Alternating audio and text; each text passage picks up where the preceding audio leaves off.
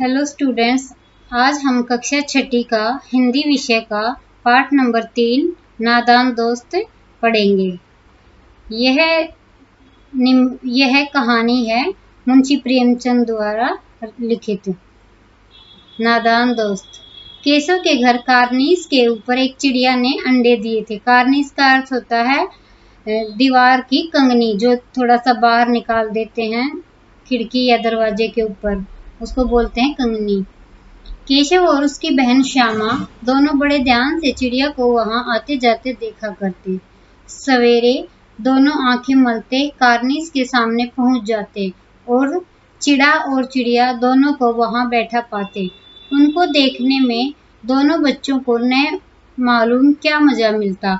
दूध और जलेबी की सुध भी न रहती थी। दोनों के दिल में तरह तरह के सवाल उठते। अंडे कितने बड़े होंगे, किस रंग के होंगे, कितने होंगे, क्या खाते होंगे, उनमें से बच्चे किस तरह निकल आएंगे, बच्चों के पर कैसे निकलेंगे। पर का अर्थ होता है पंख। घोंसला कैसा है। लेकिन इन बातों का जवाब देने वाला कोई नहीं। न अम्मा को घर के काम धंधों से फुर्सत थी, न बाबूजी को पढ़ने लिखने से। दोनों बच्चे आपस में ही सवाल जवाब करके अपने दिल को तसल्ली दे लिया करते थे। तसल्ली होता है सांत्वना। श्यामा कहती, क्यों भैया, बच्चे निकलकर फुर्र से उड़ जाएंगे। केशव विद्वानों जैसे गर्व से कहता, नहीं री पगली, पहले पर निकलेंगे, बगैर परों के बेचारे कैसे उड़ेंगे। फिर श्यामा कहती, बच्चों को क्या खिलाएगी बेचारी। केशव इस पेचीदा सवाल का जवाब कुछ न दे सकता था। इस तरह 3-4 दिन गुजर गए। दोनों बच्चों की जिज्ञासा दिन दिन बढ़ती जाती थी। अंडों को देखने के लिए वे अधीर हो उठते थे। उन्होंने अनुमान लगाया कि अब जरूर बच्चे निकल आए होंगे। बच्चों के चारे का सवाल अब उनके सामने आ खड़ा हुआ। चिड़िया बेचारी इतना दाना कहाँ पाएगी कि सारे बच्चों का पेट भरे। गरीब बच्चे भूख के मारे चूं चूं करके मर जाएंगे। इस मुसीबत का अंदाजा करके दोनों घबरा उठे। दोनों ने फैसला किया कि कार्निस पर थोड़ा सा दाना रख दिया जाए।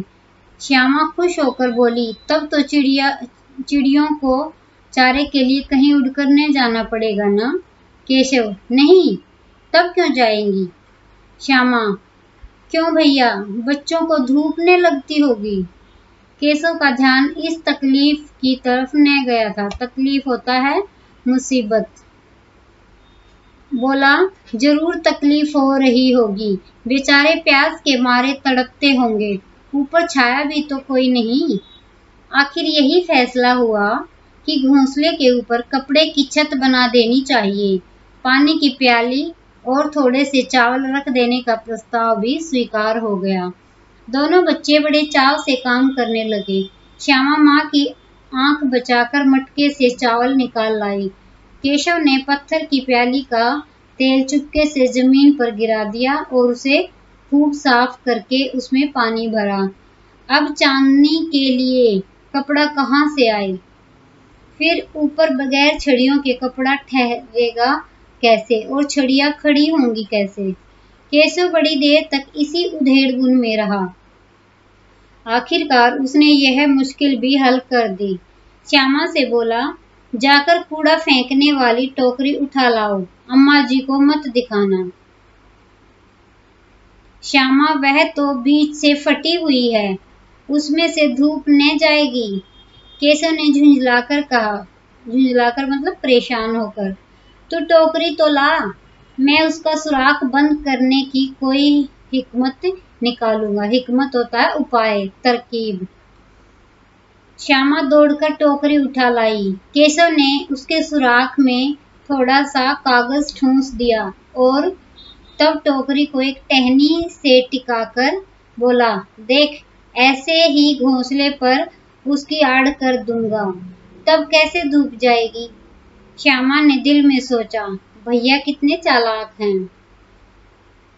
गर्मी के दिन थे। बाबूजी दफ्तर गए हुए थे। अम्मा दोनों बच्चों को कमरे में सुलाकर खुद सो गई थी, लेकिन बच्चों की आंखों में आज नींद कहाँ।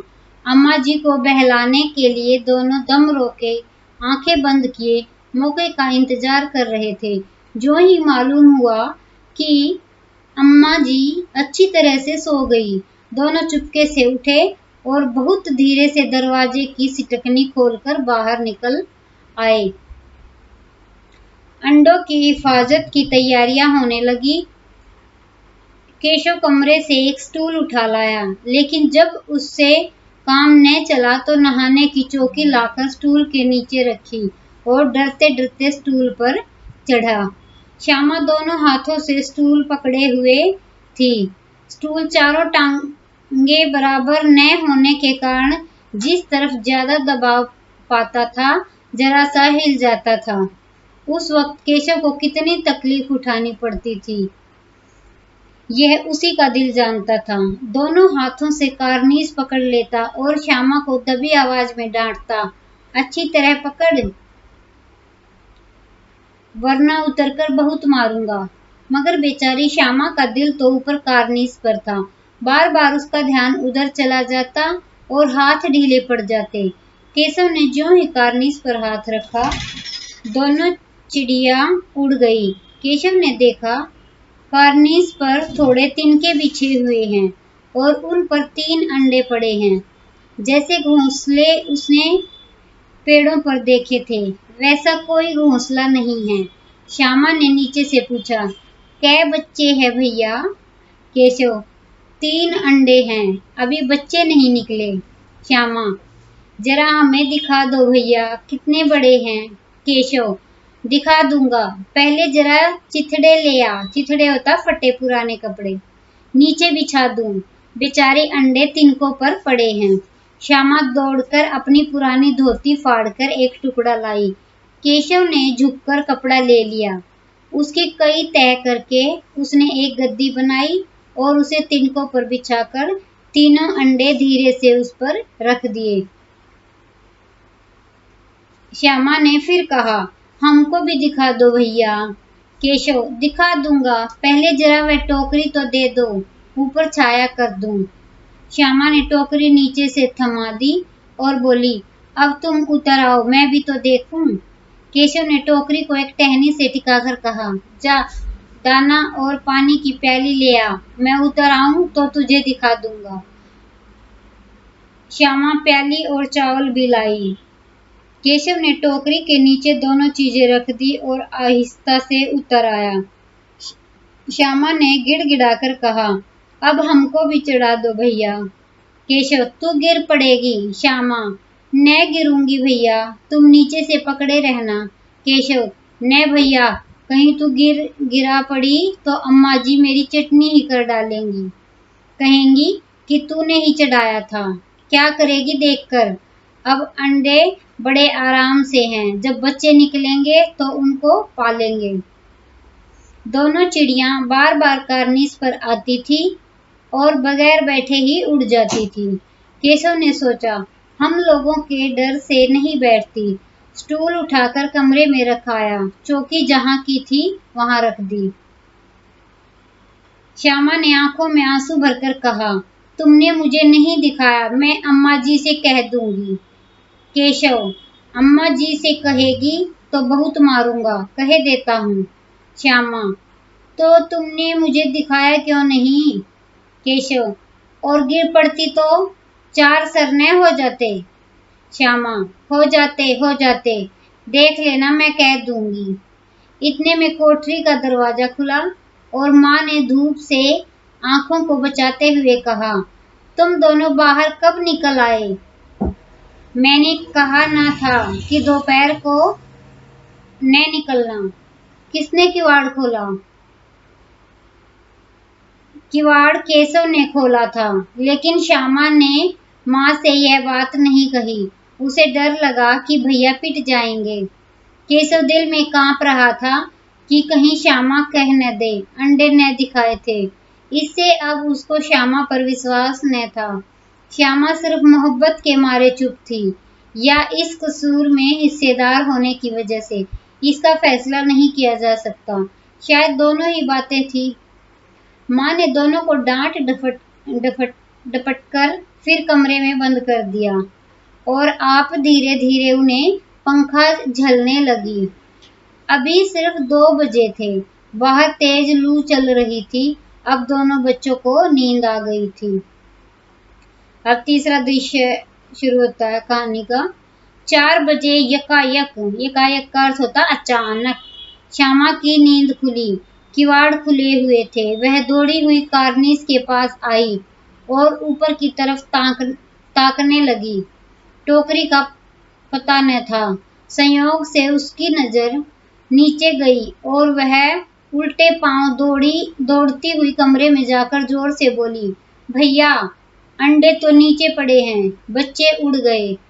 केशव घबराकर उठा और दौड़ा हुआ बाहर आया तो क्या देखता है कि तीनों अंडे नीचे टूटे पड़े हैं और उनसे कोई चूने की सी चीज बाहर निकल आई है।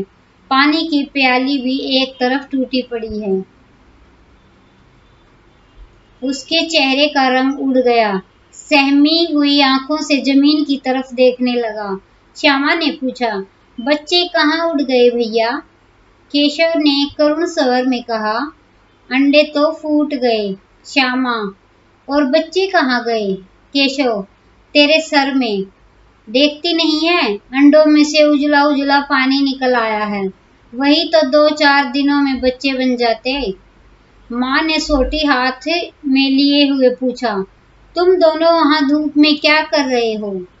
श्यामा ने कहा, अम्मा जी, चिड़िया के अंडे टूटे पड़े हैं।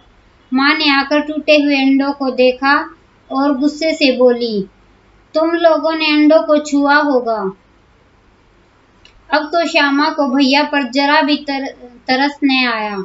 उसी ने शायद अंडों को इस तरह रख दिया कि वह नीचे गिर पड़े। उसकी उसे सजा मिलनी चाहिए। बोली, इन्होंने अंडों को छेड़ा था अम्मा जी। माँ ने केशव से पूछा, क्यों रे? केशव भीगी बिल्ली बना खड़ा रहा। माँ, तू वहां पहुंचा कैसे? श्यामा चौकी पर स्टूल रखकर चढ़े अम्मा जी। केशव, तू स्टूल थामे नहीं खड़ी थी। श्यामा, तुम्ही ने तो कहा था। माँ, तू इतना बड़ा हुआ, तुझे अभी इतना भी नहीं मालूम कि छूने से चिड़ियों के अंडे गंदे हो जाते हैं। चिड़िया फिर उन्हें नहीं सेती। श्यामा ने डरते डरते पूछा, तो क्या चिड़िया ने अंडे गिरा दिए हैं अम्मा जी? माँ, और क्या करती? केशव के सिर इसका पाप पड़ेगा।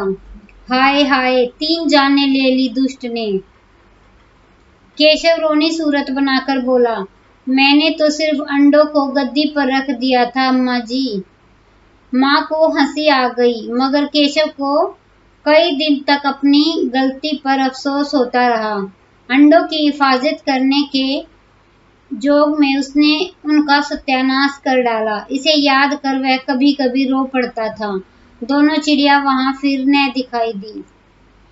ये कहानी आपकी पूरी हुई। अभ्यास के प्रश्न है, ये आप खुद कर सकते हो। कहानी आपको समझ आ गई होगी। ठीक है, thank you, have a nice day.